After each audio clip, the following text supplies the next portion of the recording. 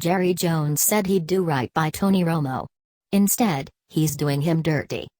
It's implied we will work in the best way we can for the mutual interest of Tony, Romo, and the Cowboys. When you've got a situation like we got, we'll do the do-right rule. That's it. Very important. We do the do-right rule. We have that kind of relationship. Jerry Jones, March 3, 2017.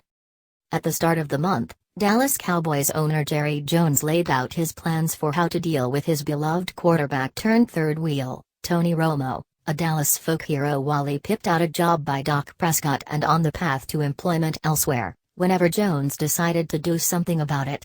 The nearly universal prediction was that Jones would cut Romo sometime in early March and designate with him with a post-June 1 release, which would allow Dallas to split Romo's $20 million cap hit over 2017 and 2018. The Cowboys initially appeared to want at least a little in exchange for Romo. Why not try to get something for nothing?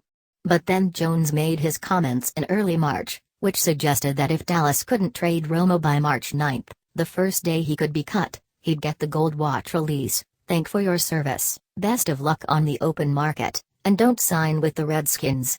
You know, the Cowboys would follow the do-right rule. Fast forward almost a full month and Romo is still on the Cowboys. Any trade momentum that existed is gone and this do-right rule has transformed into keeping things in limbo. From the outside, it appears simple. Dallas wants to get something, a pittance, really, in return for Romo. It's as if the idea of cutting a top-tier quarterback, no matter how superfluous to the team nor how unwieldy his contract, is just too much for Jones to handle.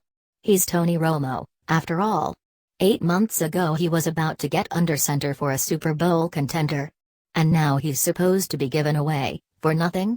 I mean, I gave away a broken refrigerator this morning and the guys still handed me a goodwill tax write-off. Romo can't bring anything, except $5 million less in cap space over the next 2 years? And this appears to be Jones' folly. There is no trade market to court. It's non-existent and wishing it weren't doesn't make it so. It's all for 2 good reasons. 1, the Cowboys have no Romo leverage. They're sitting back waiting for calls on their spurned quarterback, but because Jones overplayed his hand with that phony do-right rule nonsense, nobody's in a hurry to give up anything for a guy they believe will be available for free at some point. And that's not some hope, the message came straight from Jones. 2, Romo's contract, as is, can't be traded, not realistically anyway. The price tag and hits are too high, especially for a 37-year-old with more back problems than Tiger Woods. Much was made this week about John Elway saying he's comfortable with his 2 young quarterbacks, Trevor Siemian and Paxton Lynch. This was treated as gospel despite the fact that the only time people lie more than during the NFL offseason is if they're testifying at a Senate subcommittee hearing. Elway's not stupid. He's not giving Jones any inkling that maybe, just maybe, the Broncos will cave and give a 6th-round pick just to get it over with. Denver and Houston, possibly, seem very content to wait it out.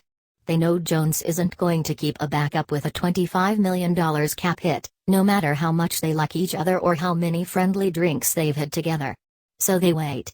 And if Jones calls their bluff, then good luck with that backup getting paid more than Tom Brady, friendo. Any attempt to create leverage is having zero effect. Zippy. Why is Romo still on the roster? We'll never get a straight answer on that, but ask yourself what makes the most sense. My thought, Jones has gotten past the point of no return with Romo. He didn't follow his do-right promise and no one bit when Romo is, on the trade block. So now Jerry is using the only possible thing that's on his side, time. Only time can buy leverage. Maybe a team will get nervous during the draft, evaluate its quarterback situation for 2017, and trade for Romo. Maybe Jones holds on to his QB until preseason so he can trade away Romo at a premium to a team that just lost its starting quarterback to a preseason injury, think Teddy Bridgewater and Sam Bradford.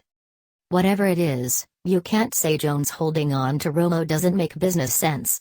Worst case scenario, nothing happens and Romo gets released a few weeks or months down the road. Best case, a situation opens up where a team needs to give away a pick. There's literally no risk for Dallas to keep him around. Except for that whole do right thing. If people have the right read on the situation, Jones and his false piety are firebombing bridges with a quarterback who's bled silver and blue for a decade and should be considered a Cowboy for life, all because it might get his team the 180th pick in the draft. It's almost as if Jones is nudging Romo toward retirement and the announcing booth, a kind of if I can't have him, you can't either. We're long past do right. It's time for Jerry Jones to do something.